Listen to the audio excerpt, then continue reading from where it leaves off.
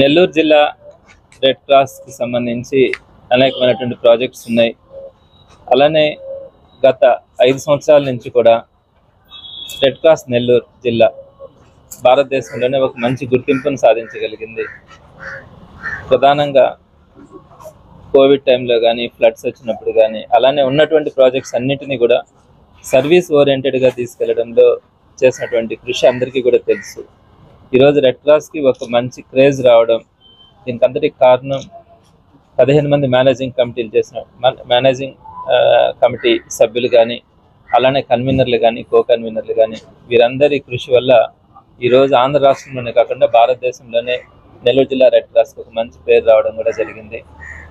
అయితే ఇటీవల కాలంలో గడిచిన ఒక నెల రోజుల నుంచి రకరకాలైనటువంటి సమస్యలు కూడా ఇక్కడ కనిపించాయి. అయితే ఎప్పటికైనా కూడా అందరం కూడా రెడ్ క్రాస్ని ఇష్టపడే వాళ్ళం.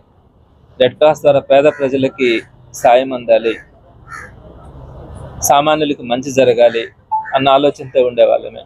కాబట్టి ఇక్కడ వ్యక్తిగతమైనటువంటి అంశాలను కాకుండా రెడ్ క్రాస్కి మంచి జరిగే దాని మీద అందరం కూడా కోఆపరేట్ చేయడం జరుగుతుంది. అందులో భాగంగా ఈరోజు వాకాటి విజయ్ కుమార్ రెడ్డి గారు చైర్మన్ గాను, అలానే జనార్దన్ రాజు గారు వైస్ చైర్మన్ గాను ఈరోజు ఎంపిక కావడం, వారిని అభినందించడం కూడా జరిగింది.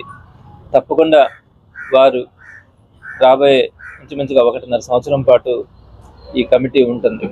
ఈ కమిటీ అందరి అభిప్రాయాలతో ప్రజలందరికీ మంచి జరిగేలాగా ఉన్నటువంటి ప్రాజెక్టులని సక్రమంగా పేదలకు అందుబాటులోకి తీసుకొచ్చేలాగా వారు తప్పకుండా పనిచేస్తారని, వారికి ఆ శక్తిని కలిగించాలన్న భగవంతుని కూడా ప్రార్థిస్తూ వారితో ఈరోజు అభినందనలు కూడా తెలపడం జరిగింది.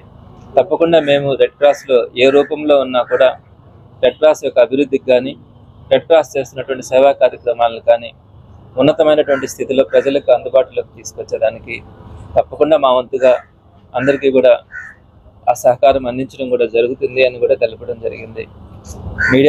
మీడియా మిత్రుల పరంగా నేను అందరికీ కూడా ప్రజలందరికీ కూడా విన్నవించుకునేది ఒకటే, రెడ్ క్రాస్ ద్వారా సేవలు మరింత విస్తృత స్థాయిలో జరగడానికి లైఫ్ మెంబర్లు కానీ, ప్రజలు కానీ అందరూ కూడా సహకరించాలి.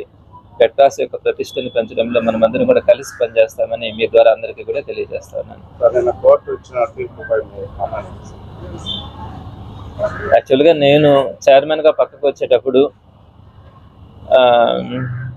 రెడ్ క్రాస్ గౌరవాన్ని, ప్రతిష్టని దృష్టిలో పెట్టుకొని చైర్మన్గా రిజైన్ చేసినాను. అయితే అనుకోని పరిస్థితుల్లో ప్రాథమిక సభ్యత్వాల నుంచి కూడా తొలగించడం అన్నది ఎందుకు జరిగింది ఏంటి అన్నది మీకు బాగా తెలిసిన విషయమే.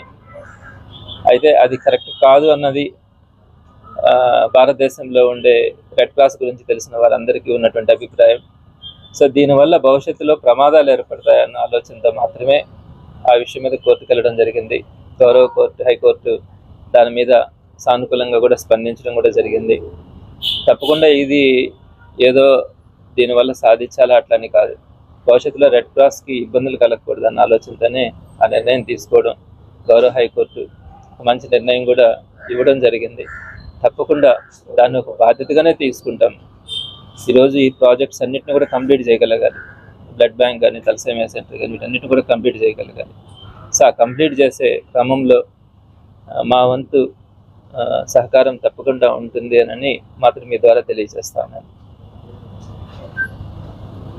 మరిన్ని అప్డేట్స్ కోసం మన HN9 టీవీ ఛానల్ని సబ్స్క్రైబ్ చేసుకోండి.